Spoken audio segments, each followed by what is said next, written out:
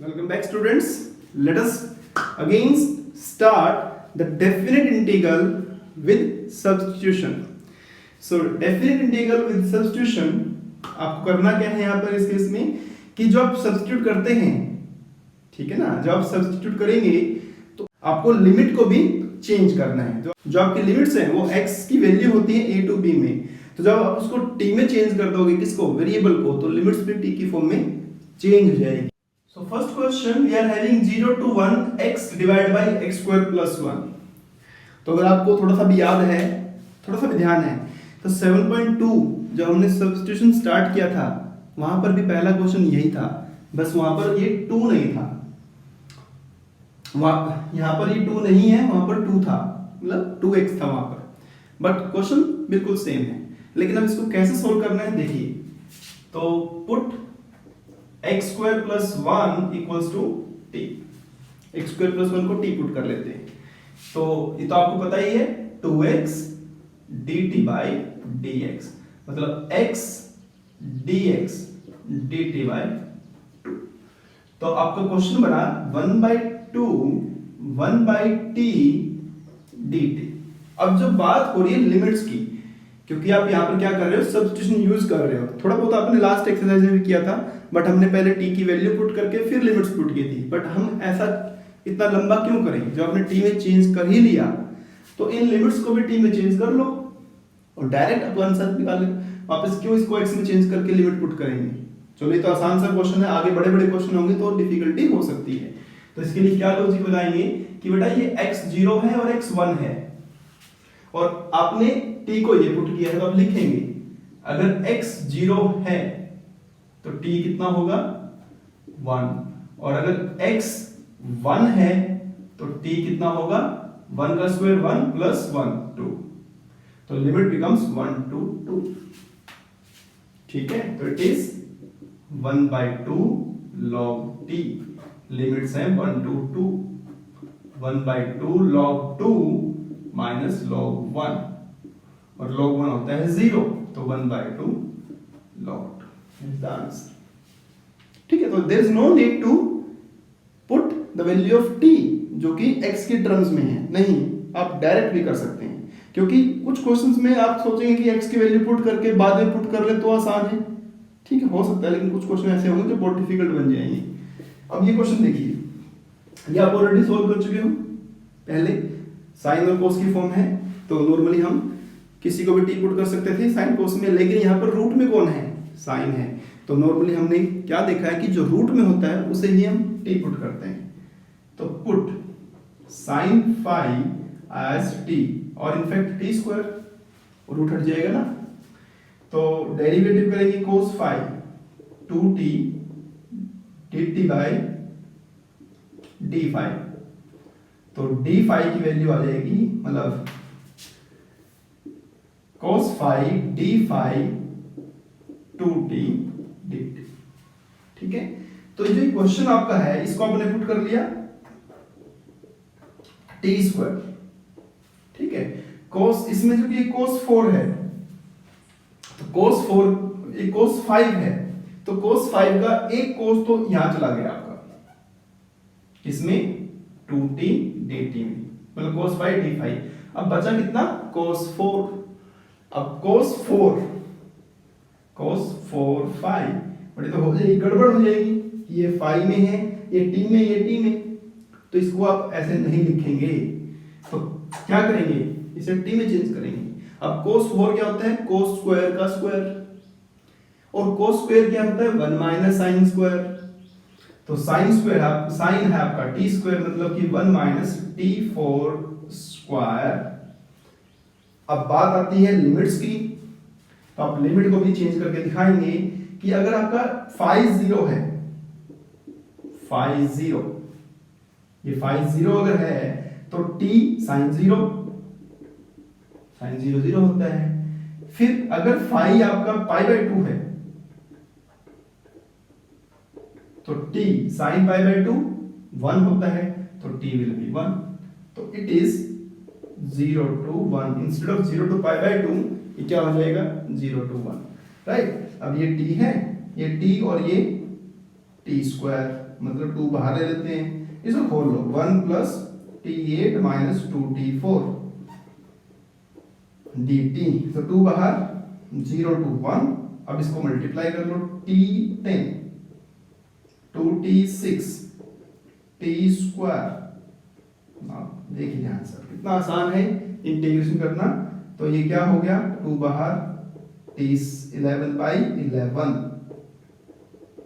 7 by 7 t3 by 3 0 to 1, put कर दीजिए value, 1 put करेंगे तो 1 by 11 2 by 7 1 by 3, just simplify करना है एलसीएम लेके। कमिंग टू 3 नंबर, तो 3 नंबर में बच्चों आप पुट भी कर सकते हैं, x की जगह tan थीटा पुट कर सकते हैं, नहीं तो आप डायरेक्ट फॉर्मूला मैंने आपको 7.6 में बताया है कि this is the form of 2 tan inverse x, आप वहां से भी कर सकते हैं। 7.6 को आप देखें, वहां पर एक क्वेश्चन नंबर शायद 22 था, ठीक है। और अगर आपको पुट करके ही करना है तो पुट कर लीजिए x की जगह tan थीटा। क्यों, ये हमने सीखा है ना सेकंड चैप्टर में, 5th चैप्टर में सीखा है ना कि कब क्या पुट करते हैं। तो अगर 1 प्लस एक्स स्क्वायर हो तो हम नॉर्मली 10 करते हैं, क्योंकि 1 प्लस 10 स्क्वायर आइडेंटिटी बनती है। तो x की जगह आपने tan थीटा पुट किया तो x का 1 derivative sec square theta d theta, तो ये बन गया आपका बाई dx। तो dx की value sec square theta d theta हो गई, ठीक है। अब ऐसा होने से क्या होगा, देखिए अब लिमिट भी चेंज होंगी। अगर x 0 है तो tan 0 0 पे होता है, अगर x आपका 1 है 1 तो tan थीटा 1 कब होता है, π/4 पे होता है, तो 0 to π/4 लिमिट बन जाएंगी। फिर sin इनवर्स 2x मतलब 2 tan theta divide by 1 plus tan square theta, right. और dx की value sec square theta d theta, ठीक है। तो इट इज 0 to π/4। ये बच्चों क्या है, this is nothing but sin 2 theta, formula of sin 2 theta. तो ये sin 2 थीटा है, sin इनवर्स बाहर है, तो हमारे पास बचेगा 2 theta sec square theta d theta.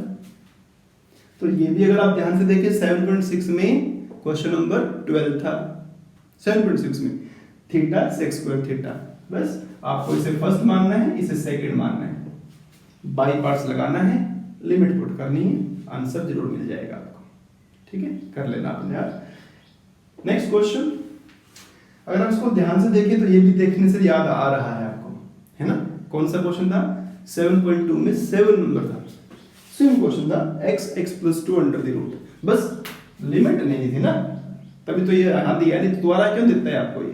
तो क्वेश्चन सारे ये वही दे रहा है, एक तरह से इसका मकसद क्या है, आपको अपने पिछले क्वेश्चंस को रिवाइज करवाना, कि आपको देख के याद आ जाए कि हाँ हम ये कर चुके हैं ऑलरेडी, तो कर चुके हैं, तो कुछ बच्चे भूल जाते थोड़ा थोड़ा, उनको फिर याद आ जाता है। तो क्या करेंगे इसमें, x plus 2 को t स्क्वायर मान लेंगे, x plus 2 को t स्क्वायर मानेंगे तो 1 2t dt by dx, तो dx is 2t dt, dx 2t dt, ये t, और अब इसकी वैल्यू क्या आएगी, t स्क्वायर माइनस 2, तो t स्क्वायर माइनस 2 किसकी जगह रखा आपने, x की जगह, इसकी जगह रखा आपने t, dx की जगह रखा 2t dt। हाँ लिमिट ये मत लिख देना 0 to 2, चेंज करनी है ना। तो अगर x 0 है तो t कितना होगा, √2, और अगर x 2 है तो 2 plus 2 4, तो t कितना होगा 2, तो √2 से 2, तो उस 2 को ले लो बाहर, t into t square, t to the power 4 minus 2t square, √2 से 2 dt। आई थिंक आप कर सकते हैं इसे आराम से। ये क्या बनेगा, t5/5 2t3/3, लिमिट है √2 से 2, जस्ट सिंप्लीफाई करिए पुट करके, ये तो आप कर ही सकते हैं कि क्या करना है, t की जगह 2 पुट करना है, तो 32 हो जाएगा, 32/5, फिर 8 16/3, फिर ऐसे ही √2 पुट करेंगे आप इसमें। Coming to question number 5, we are having 0 to π/2 sin x divided by 1 plus cos square. Already बच्चों बहुत आसान सा क्वेश्चन है। कोस का डेरिवेटिव साइन होता है, मतलब माइनस साइन होता है, साइन तो है ना, तो क्या करते हैं आप, पुट कर दें कोस एक्स को t minus sine x dt by D x, sine x dx minus dt। ठीक है। अच्छा, जैसे आप इसको कोस को t पुट करोगे तो कोस 0 1 होता है, कितना होता है 1, और कोस पाई बाय 2 0 होता है, तो ये 1 2 0 हो गया dt बाय, तो माइनस बाहर 1 divide by 1 plus T square tan inverse t 1 2 0। तो पहले आप 0 पुट करोगे तो tan इनवर्स 0 0 और tan इनवर्स 1 पाई बाय 4, तो answer is pi by 4, right. Next question 1 to 2 1 by x minus 1 by 2x square e to the power 2x, 1 to 2 e to the power 2x 1 by x minus e to the power 2x 1 by 2x square। ठीक है, तो इसमें bye parts लगाते हैं, this is first, this is second, ये है ना, second रहेगा हमेशा। First as it is e to the power 2x का integration e to the power 2x by 2 minus 1 by x का डेरिवेटिव, तो minus 1 by x square, e to the power 2x का integration e to the power 2x by 2, और जो इनकी product होगी उसका फिर से इंटीग्रेशन, तो फिर से इंटीग्रेशन कर देते हैं। सेकंड पार्ट ये बचा, इसको हम नहीं सॉल्व करेंगे, इसको छोड़ देते हैं ऐसा, minus e to the power 2x divide by 2x square, 0 to 1, यहां भी लिख लीजिए 0 to 1, राइट। अब देखेंगे क्यों छोड़ दिया मैंने इसको, क्योंकि जो इसका जो ये आंसर है और ये जो है दोनों सेम है, देखिए ये माइनस ये प्लस हो गया, तो 2x square e to the power 2x same, तो ये बच्चे इससे कैंसिल हो गया, ये बचा, इसमें आपको रखना है 1 to 2, तो 1 to 2 पहले आप इसमें रखेंगे 2, तो e to the power 4 by 2, फिर रखेंगे 1, तो e to the power 2 by 1, तो दिस इज द आंसर। ठीक है, तो बाकी क्वेश्चन जो बीच में है 6 और 7 वो आपके मेथड ऑफ कंप्लीटिंग स्क्वायर से सॉल्व हो जाने वाले हैं, आप उन्हें ट्राई करें। दो क्वेश्चन आपको और दिए हैं ऑप्शनल क्वेश्चन, उन्हें भी ट्राई करें, कोई डिफिकल्टी है आप मुझसे शेयर कर सकते हैं, राइट। तो नेक्स्ट वीडियो में हम पढ़ेंगे properties of definite integral, that is the most important topic, जहां से एग्जाम में डेफिनेटली क्वेश्चन आता है।